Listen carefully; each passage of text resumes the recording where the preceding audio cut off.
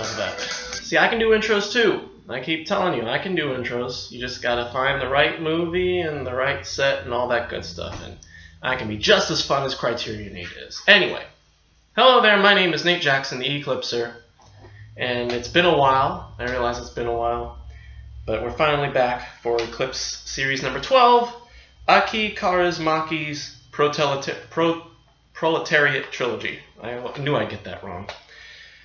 And for the first time in the history of my reviews, I've decided to actually we're just going to talk the whole series in one video, because the movies are so short, and also I had time to watch them all in one fell swoop.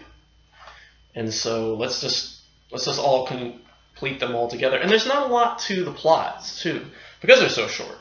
It's easy just to talk about them all in one video. So this one will probably be our longest video of them all, probably because we're including all the videos, although you never know. Anyway, let's start with the first one. Well, first of all, Aki Karismaki is a Finnish director who actually just directed his last film last year. I think The Other Side of Life, I think it was called. He had been directing dramas, mostly a lot of comedies, but also just basically a mixture between comedies and dramas. And we've got a couple comedies in this set, as well as a very tough drama as well. And they all seem to be focused around the idea of basically working class and also just trying to find a better life, being stuck where they are, feeling very stuck, and it's very just like trying to make a new life and coming into hardships and also trying to overcome those hardships and just trying to basically make a better life. And that's what I got from these three movies. The first one, Shadows in Paradise, Varjoja Paratisisa.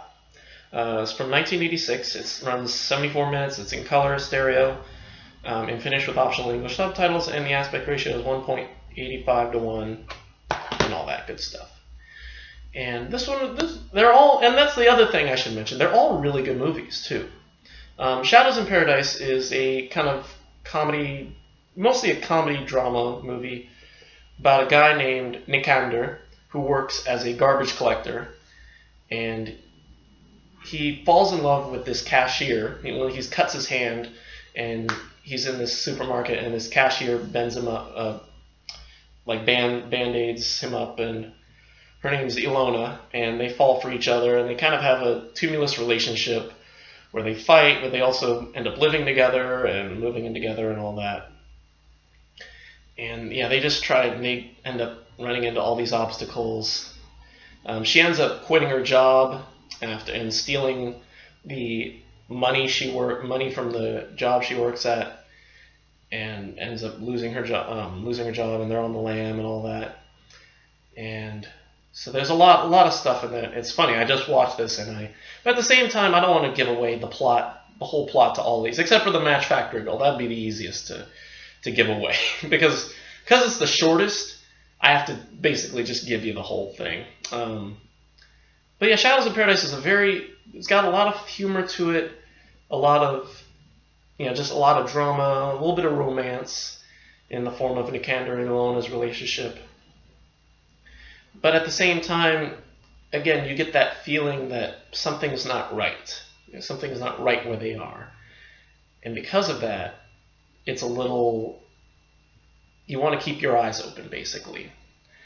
And you're looking for an out for them as much as they are, You're rooting for them because of just where their lives are. I feel like with all these movies, it's easy to root for the main character because you can tell where they are is not where they want to be, and so you want them happy. And maybe that's because of the fact that the main characters don't smile a lot, they're very deadpan, and so you want to see them smile, and because of that, you want them to find that happiness. And there's a lot of the other big theme I've noticed is music. There's a lot of music a lot of songs about like faraway lands. Ariel ends with Somewhere Over the Rainbow. To say nothing of a lot of 50s rockabilly, Elvis-y kind of music. Must be Karismaki probably had a love for that kind of music, and so he put it in all his movies, and at least the Proletariat trilogy. I can never say Proletariat. Hey, I did it. So anyway, Shadows of Paradise is a great way to kick off. I give it an A. In fact, I'm going to go ahead and give all these movies an A. All of them are fantastic in their own right. The next one, Ariel, is definitely a lot more serious. It's from 1988, runs 72 minutes. It's a color, stereo, and finished with optional English subtitles, 1.85 to 1 aspect ratio, and all that. Ariel is about a guy named, and I'm going to look at the Wikipedia page because I don't have the booklets or, the set I got all three, and honestly I prefer it that way. I prefer getting all three in one package rather than getting the discs separately, but that's just me. A guy named Taisto, and he works in a coal mine, and the coal mine, I guess, shuts down. So the owner or his father or something gives him like some money and keys to a car, and he takes off on his own, and he basically just takes a road trip to trying to figure out where he's going to go. However, he ends up, running into all these, issues. He gets beat up outside a bar and robbed. But things start to look up when he ends up running into a ticket lady, a meter maid named what's her name? Ermeli. And she falls for him quick, I guess. And they end up going out, and they end up falling for each other. And he ends up moving in with her. She lives, because he's trying to find a place to live as well. And she lives with her son. And there's a lot of, again, this is probably the most dramatic movie because there's a lot of kind of bad stuff that happens. Taisto ends up getting arrested after getting into a fight. I think at one point he ends up committing a robbery, and he ends up getting thrown into jail with a guy named Mikkonen, who's played by Matti Pelonpa, who played the guy, God, I've already forgotten his name, the guy from Shadows in Paradise. I guess Karismaki ended up using a lot of his own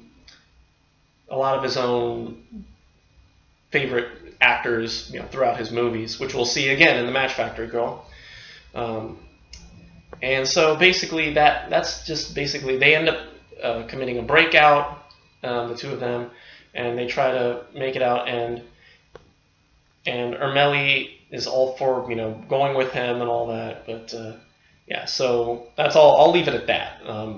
Again, it's definitely a lot tougher of a movie to watch because of how serious it is, and coming off of a movie like Shadows in Paradise, which does have a lot of humor to it, it's a little tough, But anyway, still Ariel, A, great movie. The final movie, The Match Factory Girl, Tulitikutetantito. Close enough. It's from 1990, 69 minutes, color, monaural, and finished with optional English subtitles, 1.85 to 1 aspect ratio. And being the shortest, this is also definitely another trippy movie. It stars Kati Outlinen, who played Ilona in Shadows in Paradise. She plays a woman named Iris, and she works at a match factory, boxing matches and all that. She lives with her mother and her stepfather, and she goes out and tries to find a date, but because she's very plain and ordinary looking, she doesn't really get much attention. However, one guy named Arnie ends up picking her up, although he thinks that she's a hooker, but she doesn't know it. And so they start going out more, and she tries to dress up more for him. However, her mother and her stepfather disapprove of her clothing tastes and call her a whore and all that. And so they end up spending more time together, and she ends up finding out later, going to the doctor, that she's pregnant with Arnie's child. She tries to get in touch with him. Arnie wants nothing to do with her. She ends up writing him a letter, and she finds out and she gets a letter back from him saying that he basically wants her to have an abortion. He leaves her a check to have the procedure. However, Iris's mother finds it, throws her out after she's in a car accident. And when she's in a car, she ends up getting hit by a car. Iris does, and ends up having a miscarriage, loses the baby, and it isn't until then her stepfather ends up saying, "I hope you can find another place to live because we're throwing you out," basically. And I guess he leaves her the check or some money, and she ends up living with her brother, I think, for some period of time, and just something in her snaps, and she ends up going to town and enacting revenge on all those who wronged her. She goes to the pharmacy or something and buys rat poison and puts some water in it and starts poisoning everybody who wronged her. She goes to Arnie's apartment and poisons him. She goes to a bar, and this guy who tries to touch her, she poisons him. And then she goes to her mother and stepfather, and she poisons them. And then the end of the movie, she ends up getting arrested at the next day, and that's the end of the movie. So probably that particular movie is probably the least where someone's trying to get out of their current situation. However, but in that one, they're at least standing up for themselves, making some kind of move. They're still staying where they are, but they are at least trying to change the world around them. So that's how I'm seeing it. Now, I don't know a lot about the proletariat way of life and all that, so I can't comment on how those things were, and I wish that, and that's the one thing I have to say, that I wish that they did have the 3 separate discs, because that way I could hopefully read, if they're the original packaging, I could hopefully read the little essays on each film, and Criterion would provide the necessary details, because you can get lost on Wikipedia reading that kind of stuff. So anyway, again, Match Factory Girl, great movie. It's definitely not as funny as I thought it would be. I kept reading. I mean, the back of the discography, the back of the case says, Karismaki dares you to laugh, and you probably will, when a factory worker, ignored by life, exacts precise revenge on the world around her.